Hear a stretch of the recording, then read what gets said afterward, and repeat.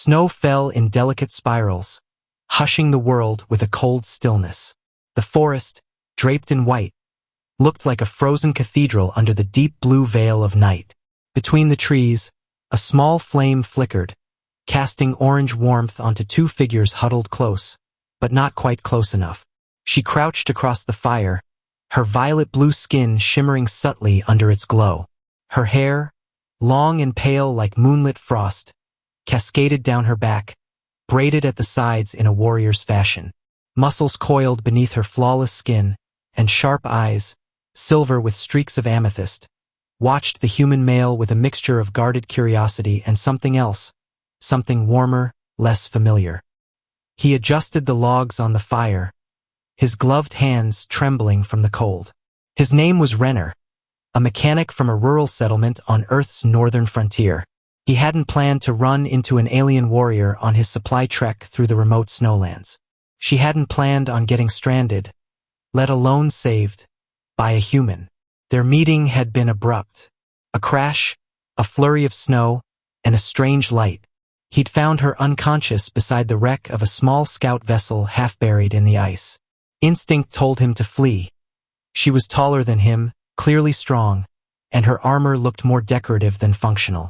But something in the way she'd groaned, wounded and barely breathing, had overruled his fear. Now they were stuck together in the dead of winter, her vessel useless, his snowbike ruined during the crash. The forest stretched endlessly in every direction, and the only thing that stood between them and the deadly cold was a flickering campfire and one half-worn sleeping bag. "You shouldn't move much," Renner said, his breath forming mist between them. "That rib might be cracked." "I heal faster than your kind," she replied.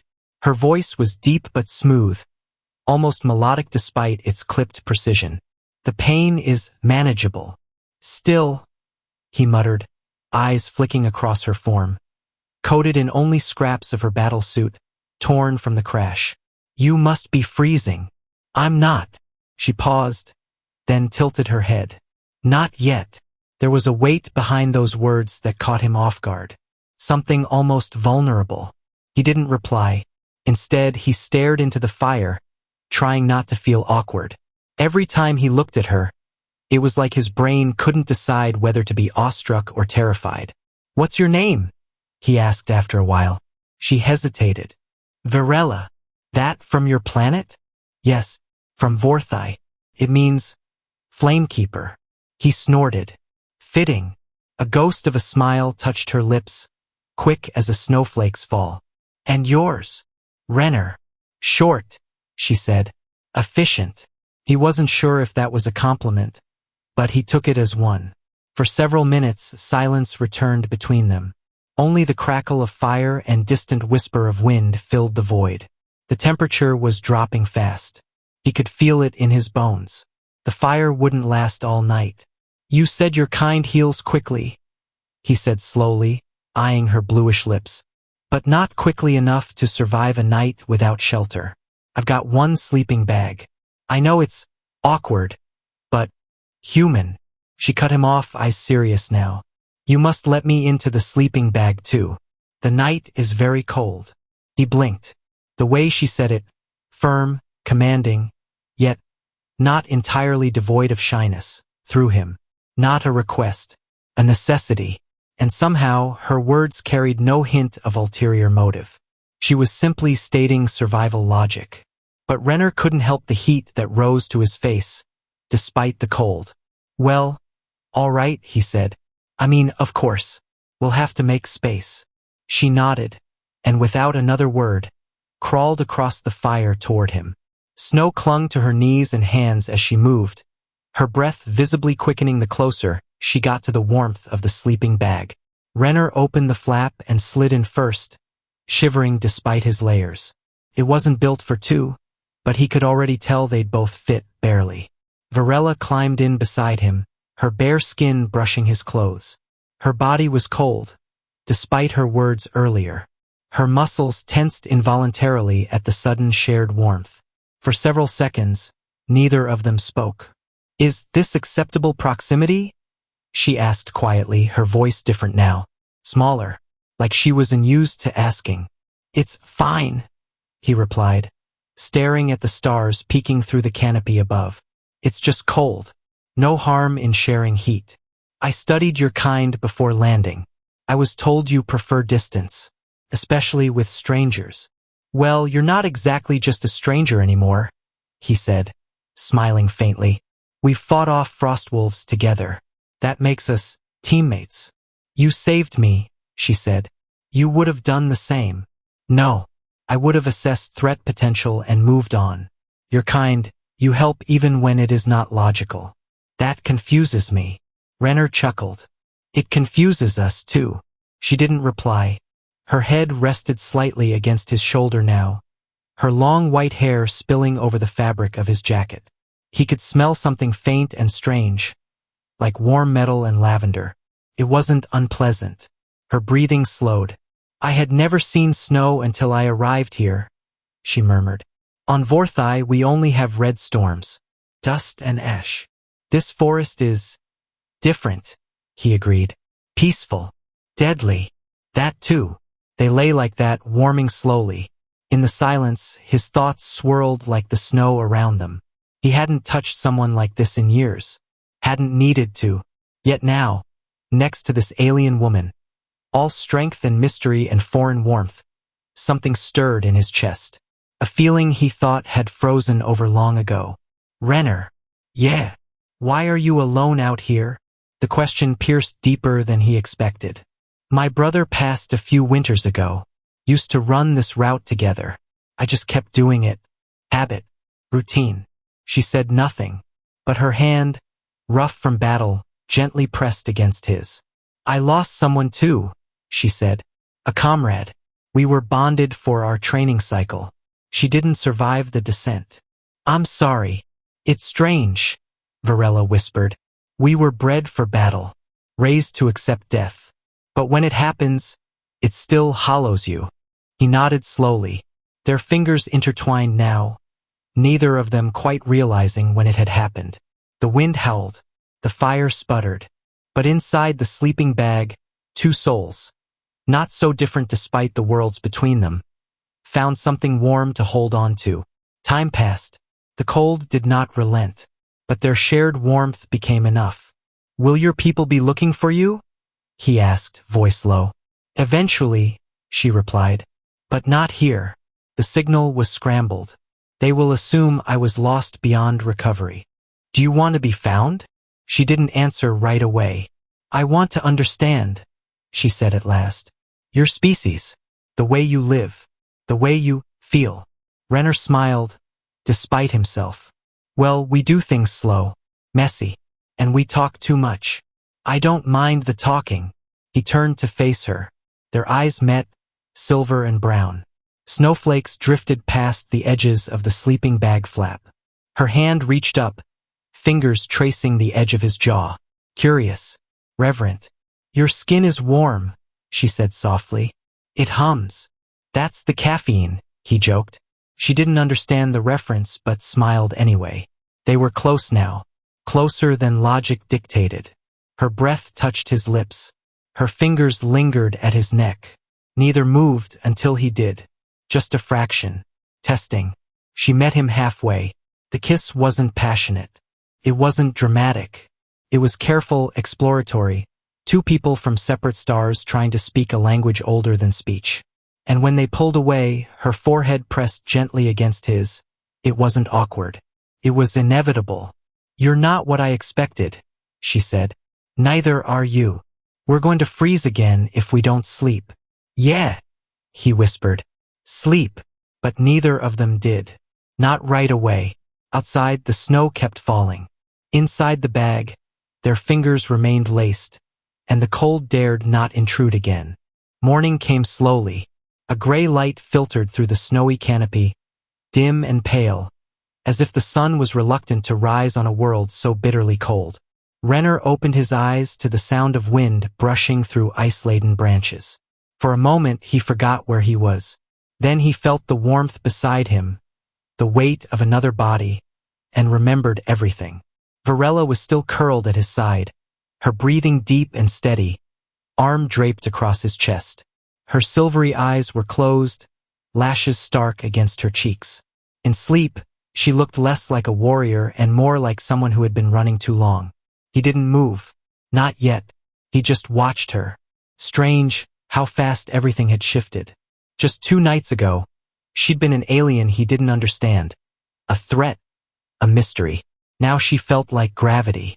Like something pulling him toward a center he hadn't known existed. When she stirred, she did so with slow grace. Her hand brushed against his chest, then stilled. Her eyes blinked open, adjusting to the light. They locked onto his. "You didn't wake me," she murmured, voice husky with sleep. "You needed rest." "I'm not accustomed to sleeping near others," she admitted. "Neither am I." They lay in silence for a moment longer before she slid out of the sleeping bag, bare feet crunching softly on the frosted ground. She moved like a cat, silent, strong. Renner followed, less gracefully, his joints complaining as the cold bit into him again. They rebuilt the fire. Renner offered her a protein bar from his supply pack, and she accepted it with quiet interest, turning the wrapper over like she was studying an artifact. "I've tasted your food in rations," she said. "This is better. You haven't had real earth food until you've tried stew cooked over fire with too much salt and regret." She gave him a puzzled look. "Joking," he added. "I'm learning," she replied, and he caught the faint lift of her lips.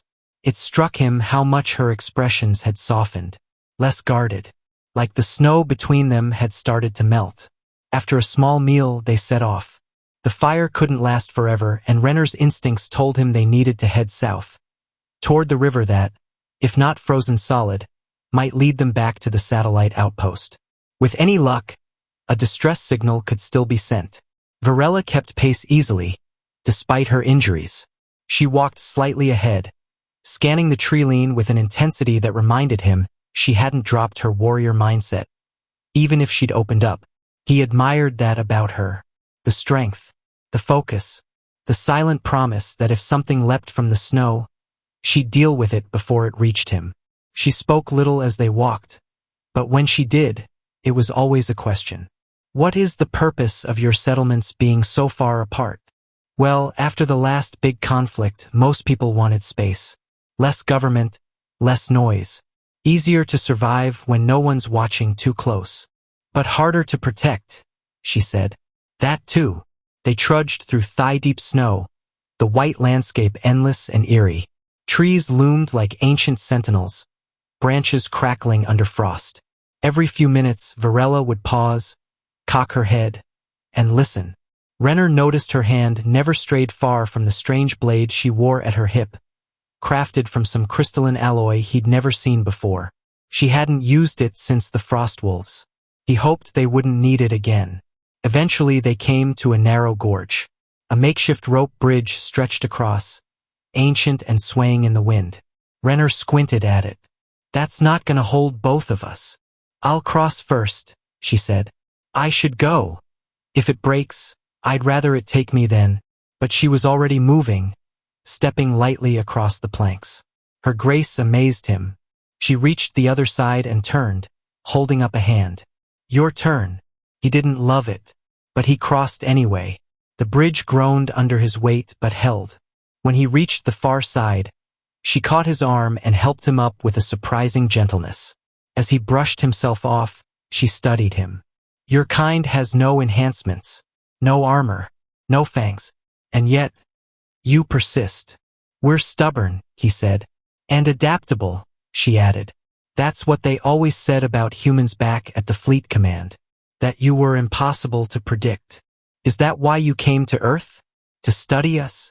She hesitated. "No. I came because I thought I knew what I was doing. Our mission was simple. Scout, observe, report. But I thought I could do it alone." "Why?" "Because I had something to prove." Her gaze dropped. For a long time she said nothing more. Renner didn't push her. They kept moving, but slower now. The cold was worsening. Snow began to fall again, heavier this time. By midday, they found a hollow beneath an outcropping of rock. It offered shelter from the wind, enough space to build another fire. Renner set to work while Varela cleared snow with precise movements. As flames rose, she sat beside him again. Their shoulders touched now without hesitation. "I was not chosen for the bonding program," she said suddenly. He looked at her. "What bonding program?" "An initiative between species. Pairing one of ours with one of yours. Emotional compatibility studies. Cultural learning. They selected our best, calm minds, open hearts. I was not among them." "But you wanted to be." She nodded. "I was told I was too volatile, too battleborn, that I would frighten your kind." Renner studied her face. "You don't frighten me." "You should," she said. He shook his head. "I've met worse." "You kissed me," she said quietly. "Last night." "Why?" The question caught him off guard. He hadn't been expecting it, at least not so soon. "Because it felt right," he answered. "I didn't plan it. But you were there and I was there and it didn't feel alien. It felt human." "Even though I'm not?" He looked her in the eyes. "Doesn't matter. You feel more human than half the people I know." She turned her gaze back to the fire. "That's dangerous." "Why?" "Because I might start believing it." He reached over and took her hand again. This time she didn't hesitate. Her fingers curled around his.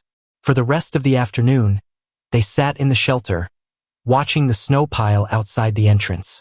The storm was worsening. Traveling further would be too risky. They'd have to wait it out. "Do you think we'll make it?" she asked softly. "I do. Even if no one comes? I'll figure something out." She smiled faintly. "Your kind doesn't give up." "Nope. Especially not when there's something worth staying alive for." Varela leaned into him then, not out of weakness, but out of trust. Her head found his shoulder. Her voice was barely a whisper. "I'm glad it was you who found me, Renner." He looked down at her, heart thudding in his chest. "Me too." Outside, the wind howled, but it could not breach the warmth forming between them. Not fire, not instinct, but something deeper. Something not born of biology or species or survival. Something that was beginning to feel a lot like love. The storm had lasted for 2 more days. Outside their cave shelter, snow blanketed the world in a suffocating silence. It covered tracks, erased trails, turned the forest into a maze of white, indistinguishable from any other point on the compass. But inside, there was warmth, not just from the fire, but from the growing closeness between Renner and Varela. Neither of them spoke often during the storm. Words felt unnecessary. Sometimes they simply watched the fire flicker, or listened to the wind scream through the gorge, and held on to each other like the world outside no longer mattered. The 3rd morning after the storm, when Renner finally stepped out, the snow had settled into a deceptive calm. The sky was a pale, wintry blue. Sunlight glittered across the endless white, blinding but beautiful. He shaded his eyes, squinting southward. "If we're going to find that river," he muttered to himself, "it's now or never." Behind him, Varela emerged, now wrapped in a fur-lined cloak they'd fashioned from her survival pod's thermal blankets. Her silver skin shimmered faintly in the light. She looked otherworldly, but strong, composed, like she belonged in the frozen wilderness even more than he did. "I've scanned the slope," she said. "No threats, but some terrain shifts. Ice shearing. We'll have to take the eastern ridge to descend safely." He nodded, appreciating her precision. "Lead the way." They moved together through the snow, the journey quieter now, more focused. They'd settled into a rhythm, step, breath, step, careful and patient. Renner watched how she scanned the environment with every sense, alert but not tense. It was like watching a dance built on instinct and war. After an hour, they reached the river. Or rather, what had once been a river. It was frozen nearly solid. Just a narrow, winding ribbon of black water pulsing beneath a thick crust of ice and snow. The banks were steep and treacherous, but Renner could see traces of metal debris along the shore, wreckage from drop pods and relay beacons. "If one of those survived intact," he said, "we might be able to trigger a long-range signal." They picked through the wreckage carefully. Much of it had been twisted by impact or half buried in ice.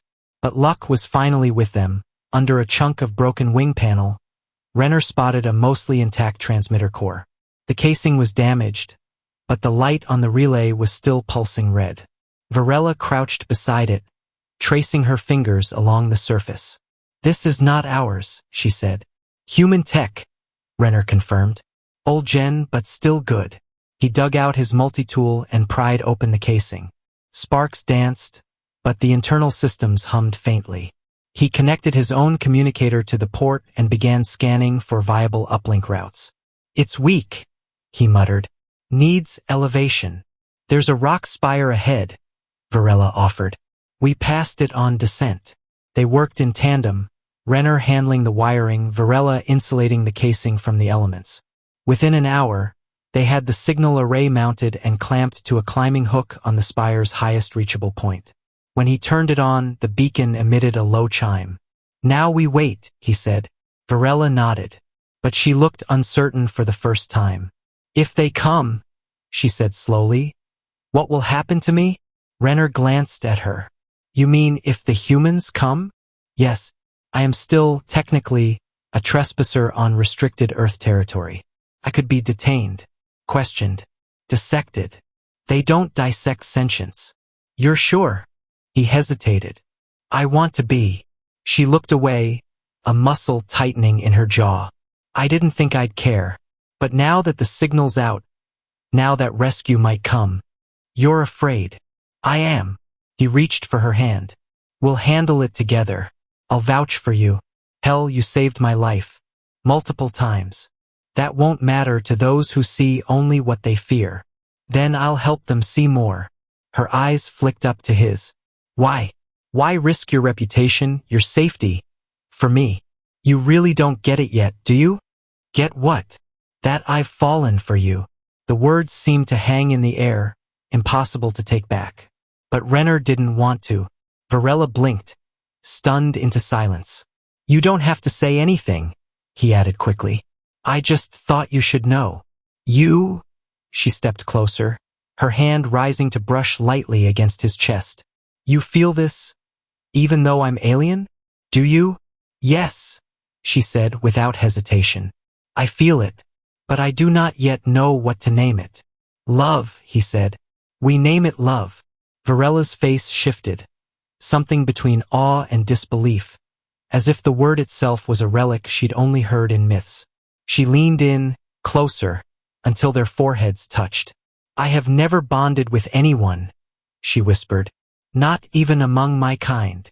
"You have now," he said. Their second kiss was not one of desperation. It wasn't about warmth or survival or isolation. It was gentle, purposeful, promise forged in ice. When they finally broke apart, the communicator beeped. A steady, rhythmic ping. Renner turned sharply toward it, adrenaline surging. "Signal lock," he said. "Someone's out there." She didn't smile, not exactly, but her eyes brightened. "Then we'll see what kind of welcome awaits us." They spent the next hour preparing. Renner packed their supplies, salvage tech, and emergency gear. Varela cleaned her blade, tightened her armor straps, and concealed the more alien elements of her appearance beneath the cloak. By late afternoon, the low whine of a flyer echoed over the forest. Renner spotted the dark silhouette cutting across the clouds, flares on its wings trailing light as it descended toward the signal beacon. A human scout vessel, search and rescue class. "It's one of ours," he said. "Yours," she corrected gently. The vessel hovered before settling in the clearing near the river. A boarding ramp extended and armed personnel stepped out. 2 men, 1 woman, all in standard environmental suits. They raised weapons as Renner approached with hands up. "I'm Renner Dovek, civilian tracker assigned to Site Delta. Crash landed during the storm. This is my companion." Their eyes shifted past him to Varela, who stepped out slowly, head high, face calm but unreadable. The lead officer narrowed his eyes. "She's not on any manifest." "She's a survivor," Renner said firmly, "and she saved my life. If not for her, I'd be dead under a glacier." The woman among them lowered her weapon slightly, examining Varela with cautious interest. She one of the diplomatics? No, Varela said, stepping forward. I'm not. I came without permission. I believed I didn't need your world. I was wrong. The officers conferred briefly, then motioned them both aboard. We'll get you both to the main site, the leader said. Higher-ups will want a word. As they climbed the ramp, Varela's fingers brushed Renner's hand. Do you believe it'll be all right? She asked quietly. I believe in us, he replied. And for the first time since she crashed to Earth, she let herself believe it, too. The base was located on a plateau above the vast Auric Valley, a sleek dome of reinforced polymer and alloy, rimmed by antenna towers and guarded checkpoints. Snow still clung to the edges of the landing platforms, but heat coils kept the central walkways clear. As the flyer descended, Renner could see figures gathering near the primary docking hub, medical teams, tech specialists, and 2 officials in dark blue uniforms. It seemed they'd been expected. Varela sat beside him, her posture straight, shoulders tense beneath the gray thermal cloak. Her silver fingers fidgeted in her lap, though her face remained stoic. Renner recognized the anxiety in her eyes, carefully hidden but undeniably there. I'll stay with you, he said, touching her hand. They can ask their questions, but they'll hear my answers first. I'm not afraid of interrogation, she murmured. I'm afraid of being discarded, like a mistake to be erased. He squeezed her hand. Then let them try. You're not a mistake. You're the only reason I'm alive. The flyer touched down with a hiss of hydraulics. The hatch opened. Warm light spilled inside. Renner rose first, motioned for her to follow. 2 officials stepped forward as they disembarked. One was tall and gray-haired, with a face lined from years of military service. The other, younger, wore civilian council insignia, diplomatic branch. Both eyed Varela with a mixture of curiosity and caution. You're Renner Dovek? The elder asked. Yes. And this is? She can speak for herself, Renner said. Varela stepped forward, lowering her hood. I am Varela of House Sunraya, of the Vexery Reach.